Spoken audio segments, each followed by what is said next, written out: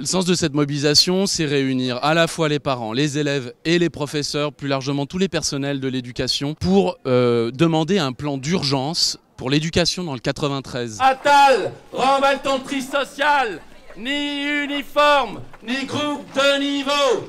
Des postes et des moyens, c'est ça qu'il faut. On veut non seulement un rattrapage de l'argent et des moyens qui nous sont dus, c'est-à-dire en termes de professeurs, c'est-à-dire en termes d'AESH, c'est-à-dire en termes d'infirmières ou d'assistants sociaux que, par exemple, nous, au Collège Travail, on n'a pas.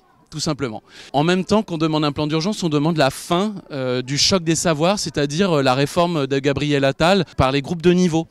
Et pour nous, c'est pas par des groupes de niveau qu'on peut faire progresser les élèves, c'est moins d'élèves par classe.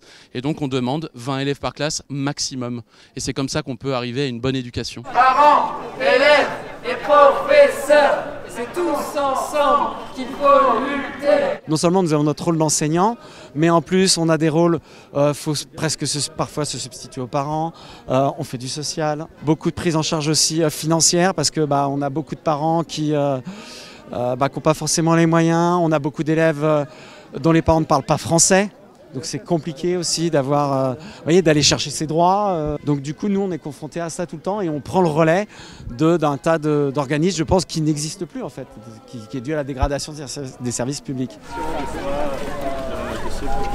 En fait, les gens ils pensent aux vacances, alors que moi, chaque année, je pense, si mon fils aura un accompagnement l'année qui suit, l'AESH, elle est venue juste la première semaine du mois de septembre. Après, elle est partie. J'avais pas de nouvelles jusqu'à le mois de mars. J'ai entendu qu'elle a démissionné. Et l'enfant, quand il n'avait pas d'AESH, il commence à perdre confiance en lui. C'était le cas de mon fils. Et il pleure chaque fois quand il rentre à la maison. Et franchement, mon fils, il m'a parlé de suicide. Ouais, imagine un enfant à 14 ans, il pense à ça parce qu'il est en détresse, parce qu'il ne trouve pas l'aide qu'il a besoin. Parents, élèves et professeurs, c'est tous ensemble qu'il faut lutter. Pour chiffrer précisément, par exemple, dans notre collège, les groupes de niveau pour les 6e et 5e vont représenter 51 heures hebdomadaires. Et pour cela, on n'a aucune heure supplémentaire. Donc on n'aura plus aucune marge pour faire des projets scolaires qui se feraient chiffrables pour les heures supplémentaires exceptionnelles aussi, parce que c'est ça. On risque de perdre beaucoup de demi-groupes, notamment en sciences, en histoire, géographie et dans toutes les autres disciplines en fait, en mettant la focale uniquement sur les mathématiques et le français et sans moyens supplémentaires. Déjà, rien que quand vous parlez de groupe de niveau à la piscine, ça les stresse.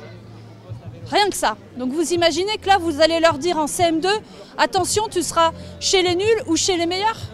Et comment ça se passe alors si à partir de la 6e, on est chez les nuls ? Parce que c'est comme ça qu'ils vont se nommer, hein. Il y aura le groupe des nuls et puis le groupe des bons. Et on dit à un gamin, t'es dans le groupe des nuls. Et tu portes ça toute ta vie. Et en plus, j'apprends ce matin qu'on enlèverait 1 heure de SECPA au SECPA par semaine, c'est-à-dire aux élèves qui ont le plus besoin d'être accompagnés, pour pouvoir financer ces groupes de niveau. Personne n'en veut. Aucun syndicat d'enseignants n'en veut. Aucune association de parents d'élèves n'en veut. Attal, remballe ton tri social, ni uniforme, ni groupe de niveau. En moyenne, il y aura 1 an de perte de cours en Seine-Saint-Denis.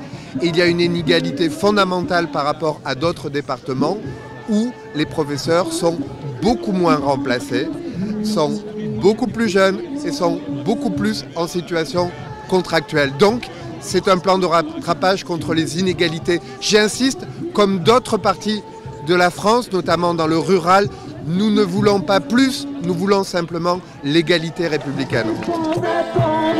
Plus efficace, des tutules à former pour que les cours se fassent. Les enfants du 9-3 ou comme partout ailleurs.